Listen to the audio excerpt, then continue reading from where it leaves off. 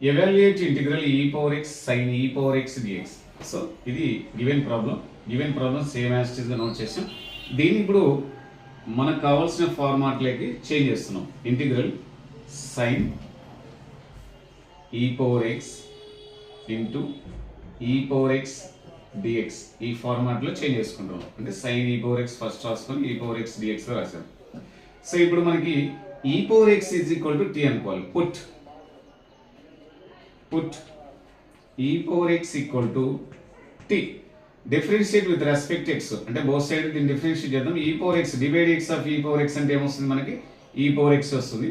టీని డిఫరెన్షియేట్ చేస్తే dt by dx వస్తుంది.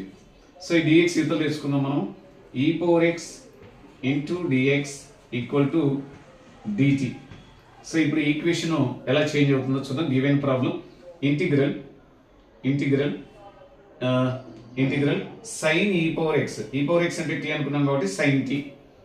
Integral sine t e power x dx అంటే డిటి ఇంటూ డిటి.